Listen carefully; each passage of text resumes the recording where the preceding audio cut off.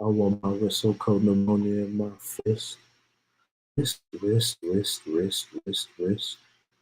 Never had to whip a brick, but I get the gist. What's good? We're now in Juke Boy Sports Show. I am your host, Kyng Ralph. Solo dolo day once again.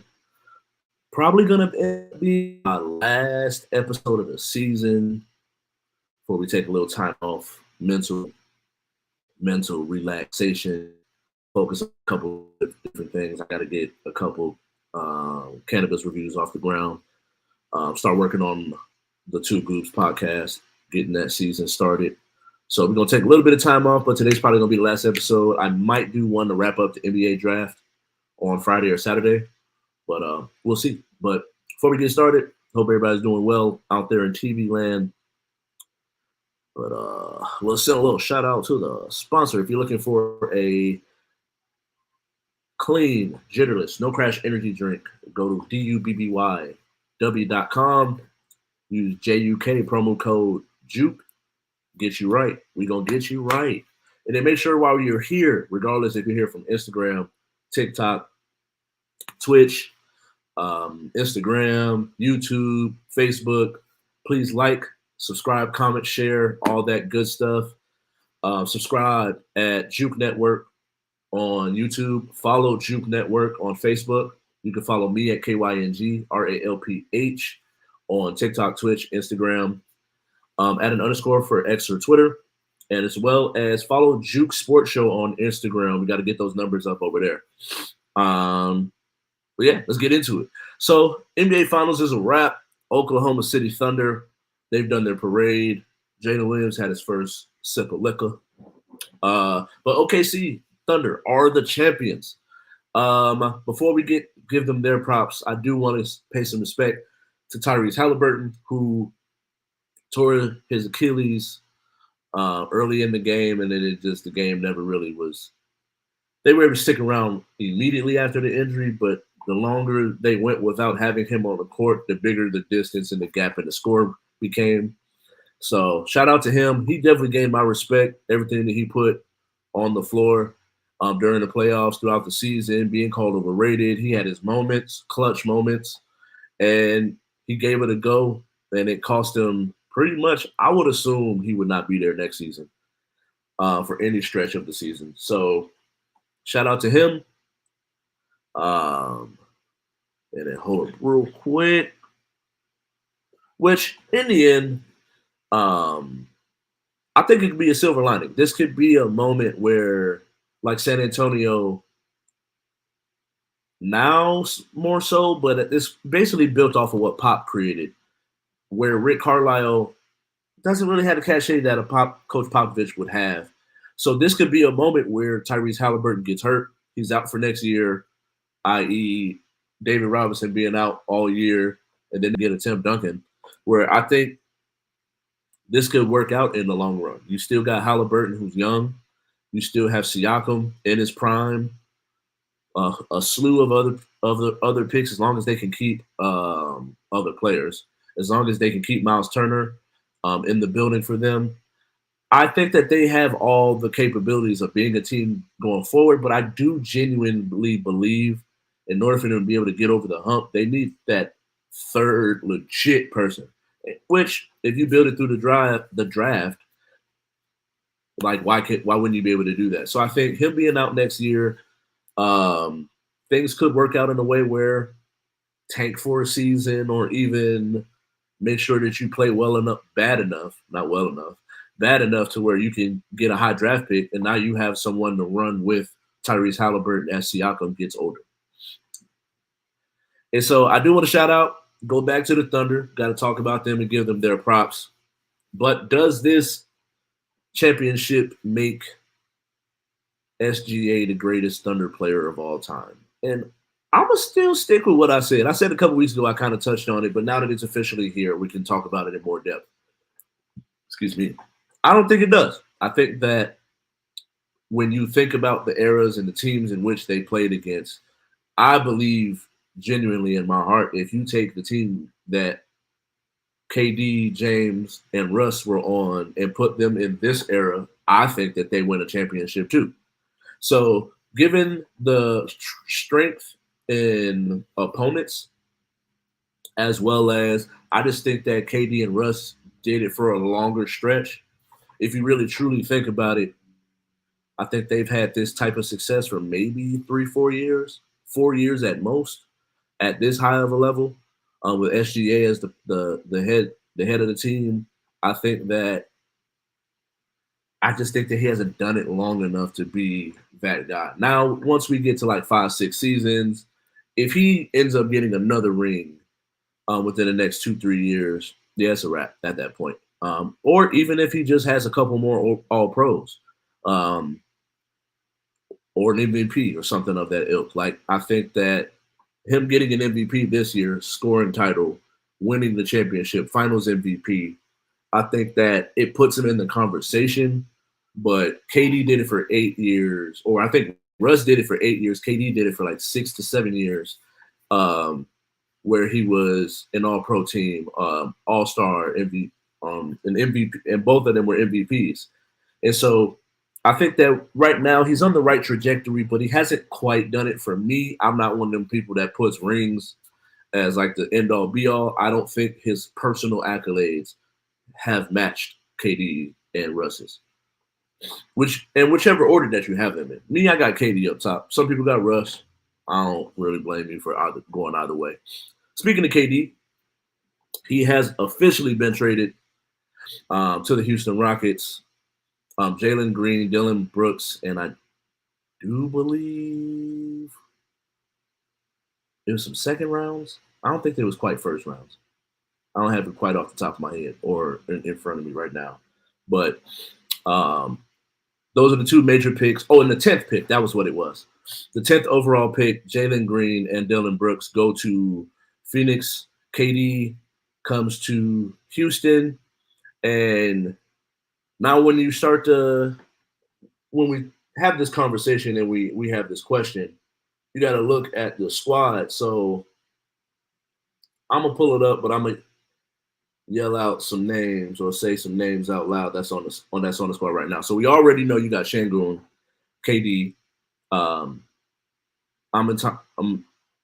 Is it Amin Thompson? Amin Thompson? I don't know. I don't know if it's Amin or Amin Thompson, the Thompson twin. Jabari Smith, Fred VanVleet, Tyree Eason, Cam Whitmore, and then your top 5 pick from last year, which was Reed Shepherd. And I think that you have a lot of talent. Steven Adams just re-signed back with the team. So I think you have a lot of talent, but I just think that for me personally, I give them as good of odds as anybody. But right now, I just don't see anybody beating the Oklahoma City Thunder. I think that the way that Jalen Williams played in the finals was a little different than his way of playing throughout the season. So I think he's going to take another leap next year where now you could, for all intents and purposes, is you have a Jordan and Scottie Pippen type situation where you got SGA, Jalen Williams as your 1 and 2. Chet can go off for 20 and 10 and 3-4 blocks in a game. And so I think when you have that type of roster, it puts you and the rest of the team too, where you can go off a list of 7, 8 names that very well could be a first defensive team or make an all pro or something like that, or an all NBA, not all pro, but all NBA. And so I give them as good a chance as like Houston with like Denver, Timberwolves over the next couple of years, depending on what kind of moves they make. I put them in that, and I just think that OKC is just a little bit higher. But you never know. Once you get in that court, anything can happen. Because I think that KD coming to the team does boost them a little bit, just strictly off of IQ and experience. Like the Houston Rockets, I think their oldest player, like Şengün is 22, Cam Whitmore is was going into his 3rd year next year. Thompson came out at like 19, so I think he might be 21, 22 right now. So you have like key pieces that are very young, and KD can just come in and kind of be that vet, but just be your hooper's hooper. Let me fall in line where y'all need me to be at. And that's the thing I like about KD, that he can pretty much fit anywhere, no matter what kind of offense that you run. He can slide right in and be able to contribute at a high level. And so their odds, if I had to say it, I give them a 30% chance. Yeah, I give them a 30% chance because I think that they have. I would put them in front of Timberwolves right now, but I would put them behind. I probably would end up putting them behind the Nuggets for right now. I would need to see how Şengün handles Jokic next season, and then I'll be able to give that a more of a defined answer. Because I feel like Şengün has so much talent that I don't think he quite understands how good he's gotten over the last couple of years. I think sometimes if he can knock down that elbow jumper to be able to work between inside out and not just be inside or outside, I think once he gets to that elbow jumper, he can knock that down at a high clip. I think the offense ends up opening up to a certain degree, which is something I think KD can help with. Roy, and then now on the flip side of that, it looks like, hold up, let's look and see. Is Bradley Beal still on the Suns?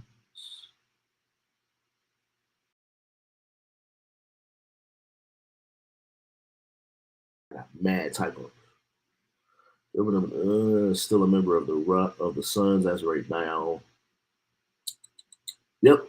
All right. So as of today, he's still on the roster. So Bradley Beal, you got Jalen Green and Book all playing the same position. I know we play positionless basketball, but at some point you got to get a point guard or let your point guard rock. Which I think they have a good point guard. I just think that they don't necessarily let him rock enough to be able to affect the game in the way in the best of his ability. But should Book re-sign with the Suns? I think that unless this unless like the deal has to be done this offseason, I would personally give them one more year to kind of show me what direction they're going to go in, and then I would base it off of that. Because I think that right now they have some pieces to where you can be competitive for a long period of time. But I don't personally think they have enough to win championships. So it just depends on where your head is at. If you just want to be competitive, you get your stats. You could possibly play some winning basketball depending on who y'all get in there. Because I do think that like a Bradley Beal and Book can work. But I also think that when you have Jalen Green in there as well, you got to move that for something else. And I think that Book is in that in between age of, do I wait around or do I make that move? Because it's kind of getting to a point of you're gonna be a little bit too old by the time you play meaningful basketball if you stick around for too much longer. So if I'm him, I give him one more year, and then I go ahead and we see what's happening elsewhere. Because I don't necessarily like the whole team hopping thing, but I don't blame people if people are not showing you that they're able to build something. Like I'm doing my job. I'm getting better every year. I'm doing my thing, being aggressive, putting up numbers, giving an effort on defense, playing the basketball the right way, and y'all just giving me flip-flop and flim-flam. So, which is another thing I like about the KD trade is previously when KD was traded, they typically gave up so much that you gutted the team to where now I gave you a list of seven names, 7, 8 names that could possibly give you meaningful minutes on the floor for them in a postseason run too that you would trust. So I think that with the Suns, you have to be able to build a team around that person to where it makes it worth it in the end. And I think that I will give them a year to show me something. And then at that point, hey, I tried it. And so the Aces have a game tomorrow against the Connecticut Sun. But we are 6-7 right now. If you don't know, spoiler alert, I'm an Aces fan. So we're 6-7, coming off of a victory over the Indiana Fever on Sunday. Um, I think we won 3 out of the last 4. I mean, we lost 3 out of the last 4 going into that. Asia Wilson goes down with injuries against the Sparks. We beat the Wings the next game, and then we lose to the Storm as well as the Lynx, and then we beat the Fever. And so Asia is back. We're coming off of a good victory against a good team, although their record is about the same as ours. But I think that both of the teams are going to hit their stride. But can the Aces go on a run? And when you start to look at the teams that they got coming up next, you got the Connecticut Sun, Washington Mystics, then you at Phoenix, at Indy, at Connecticut again. And so honestly, through those teams, you should beat Connecticut twice. You should beat the Mystics. And then when you get to Phoenix, and now when you're at Indiana and the Liberty, that's where it's like 1, 2, 3. They could end up going 3-3. So through that stretch of games, you would hope that they would be able to get either a game at Phoenix, a game at Indy, or a game in New York to be able to really make that you get a 5 out of 3 games, 5 out of 8 games, or a 6 out of 9 games on through a 10-game stretch. Because then they finish it up with the Washington Mystics again, the Valkyrie, the Dallas Wings again, and then Atlanta Dream. We're going through that. The Connecticut Sun are 2-8. The Washington Mystics are 4-6 out of the last 10 games. Indiana's only 4-6 out of the last 10 games, but they're just getting Caitlin back.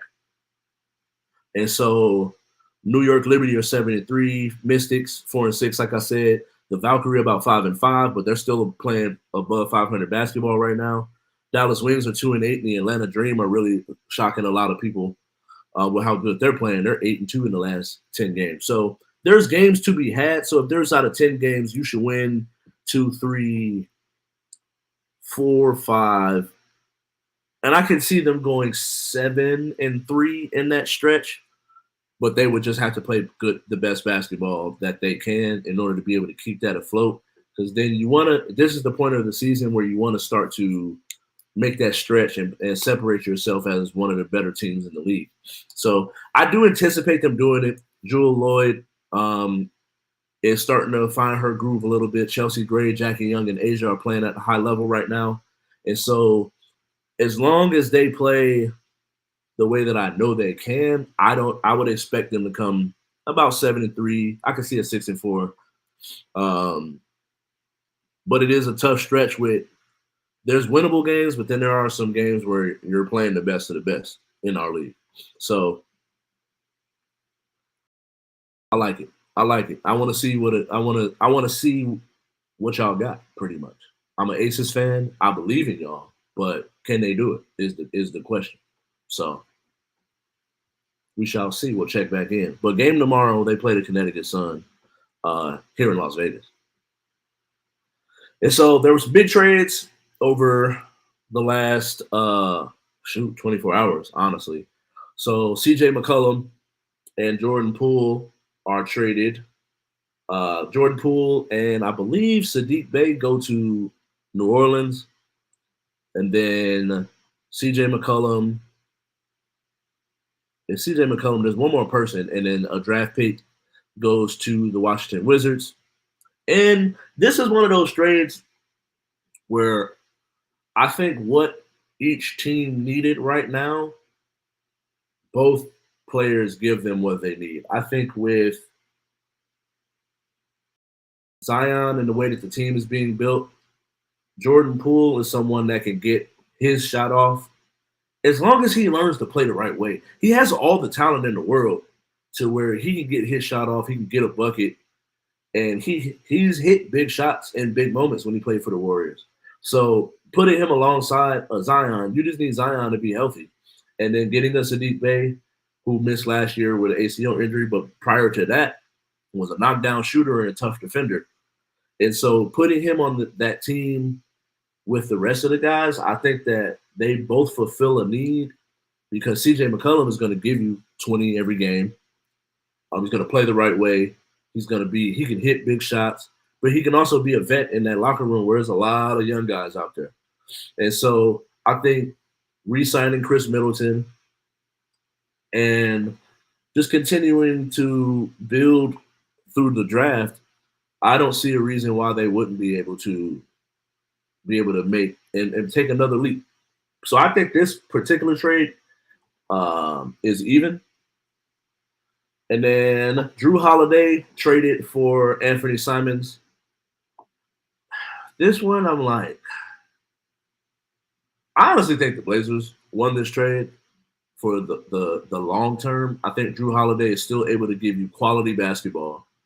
He's a vet, and you have a young locker room where Chauncey Billups can get to them, but I also think that having a Drew Holiday, someone that's playing right now, where he can be the bridge between the two age groups and be able to bring it all together. And so I think that I would say the Blazers won that trade. I don't really see what the Celtics was doing. And then they trade Porzingis to Atlanta,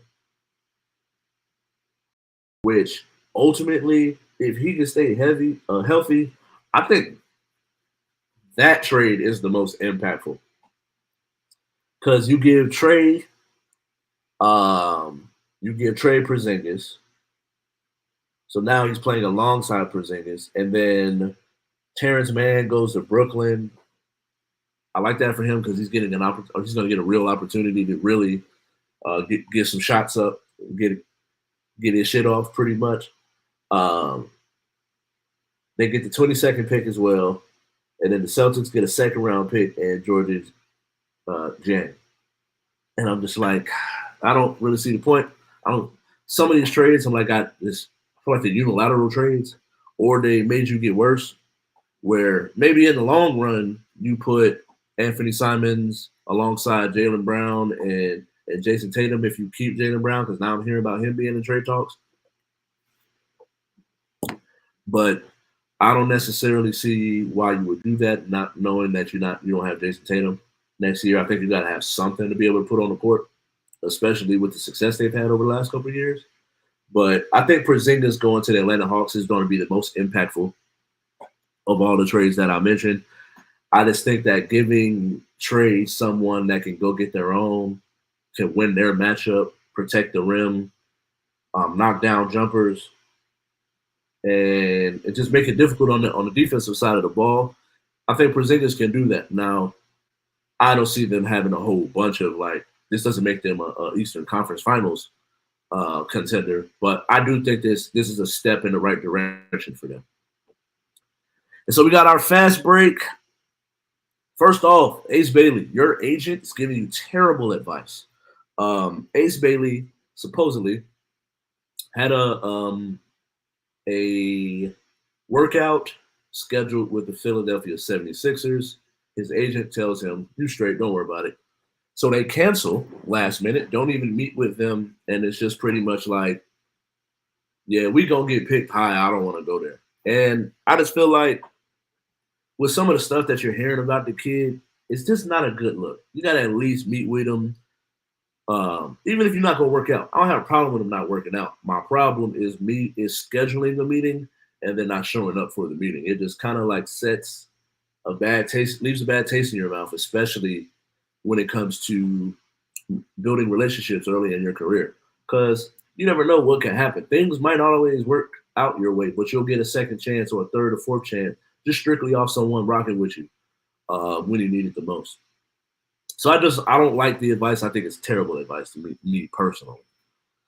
One thing I kind of, if you think about the NBA Finals, it ain't a little weird that they was announcing trades during this NBA Finals, and then they were talking about how these two teams don't play in major markets and nobody's happy with this matchup.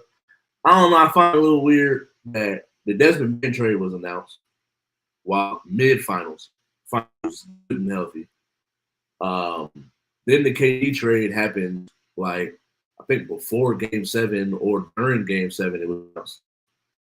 And it's just kind of it's a little weird. I can't remember a time I didn't get a chance to quite look it up, but I'm willing and confident enough to say that I don't think there is a NBA Finals that has that magnitude of a trade during the finals, or even how many trades were announced during the NBA Finals was just kind of wild to me.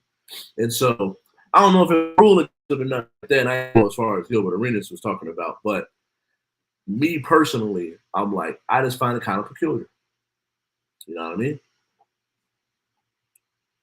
And so Stephen A. Smith, during a take, they were talking about the Desmond Bain trade. Stephen A. Smith says that NBA players do not want to go to Memphis because they would fear for their safety. Ja pretty much came back and rebutted that. Was he out of line? I don't think so, because I think that I dislike it and I feel it because as a person from Chicago, I 100% understand like the negative things about a city and the way that the narratives and things of that nature that get spread. But I also think that when you start to think about Memphis as a whole, it's such a small city that it's hard to compare it to an LA or a Chicago or a Detroit because it's such a small city. So the crime per capita is always going to be magnified a little bit more. So it's like it's hard to sit there and say, "Oh, there's nothing wrong with the city," but it's like, yeah, bro, these statistics is not lying at the end of the day. And so I feel Ja and how much he's embraced the city, but I do think that when you start to think about it from a business standpoint, I don't blame people for thinking about moving the Grizzlies to Nashville, which in the end I feel like it's trash and I wouldn't suggest it.